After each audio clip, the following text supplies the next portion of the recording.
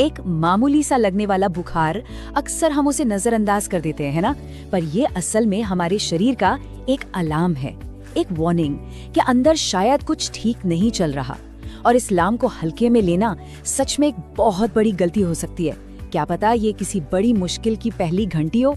तो फिर कभी सोचा है कि जब भी हम बुखार लेकर डॉक्टर के पास जाते हैं तो वो लगभग हमेशा सबसे पहले खून की एक जांच, जिसे सीबीसी कहते हैं, वो करवाने को क्यों बोलते हैं? मतलब ऐसा क्या खास है इस एक टेस्ट में? चलिए इसको ना बहुत आसान भाषा में समझते हैं। सीबीसी मतलब कंप्लीट ब्लड काउंट। इससे आप अपने शरीर का एक हेल्थ रिपोर्ट कार्ड मान लीजिए। बस खून की कुछ बूंदें और आपके शरीर के अंदर क्या चल रहा है उसकी पूरी कहानी सामने आ जाती है। डॉक्टर को एकदम साफ साफ तस्वीर दिख जाती। अब देखिए, ये टेस्ट हमारे खून में मौजूद 4 सबसे जरूरी चीजों पर नजर रखता है। सबसे पहले हीमोग्लोबिन। अगर ये कम है तो समझ लीजिए कि शरीर में कमजोरी क्यों है, क्यों हर वक्त थका थका सा लगता है। फिर आते हैं व्हाइट ब्लड सेल्स यानी WBC। ये हमारे शरीर के सोल्जर्स हैं, हमारे सैनिक। अगर इनकी गिनती बढ़ी हुई है तो इसका सीधा मतलब है कि शरीर के अंदर कोई इन्फेक्शन है जिससे ये लड़ रहे हैं। तीसरा, और ये बहुत जरूरी है, प्लेटलेट्स।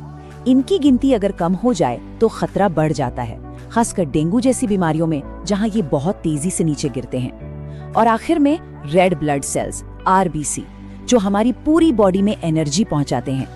इनकी गिनती से भी सेहत का बड़ा राज पता चलता। तो अब समझ आया कि क्यों ये एक टेस्ट इतना जरूरी है। सिर्फ इस एक रिपोर्ट से डॉक्टर को बुखार, कमजोरी या इन्फेक्शन, इन सब की जड़ तक पहुंचने का एक सीधा रास्ता मिल जाता है। इसीलिए इसे सबसे पहला और सबसे जरूरी स्टेप माना जाता है। ये अंधेरे में तीर चलाने जैसा नहीं, बल्कि टॉर्च जलाकर प्रॉब्लम को ढूंढने जैसा है। तो अगली बार इसे सिर्फ एक टेस्ट रिपोर्ट मत समझिएगा। ये छोटी सी जानकारी सही समय पर पता चल जाना किसी अपने की, किसी प्यारे की जान बचा सकती है। ये जानकारी बहुत कीमती है, इसे अपने तक ही मत रखिए। अपने परिवार वालों को, अपने दोस्तों को, सबको भेजिए ताकि वो भी जागरूक रहें। याद रखिए, जागरूकता ही सबसे बड़ा बचाव है। और एक बात, ये वीडियो सिर्फ जनरल अवेयरनेस के लिए है। सेहत से जुड़े किसी भी परेशानी के लिए प्लीज हमेशा डॉक्टर से ही सलाह लें।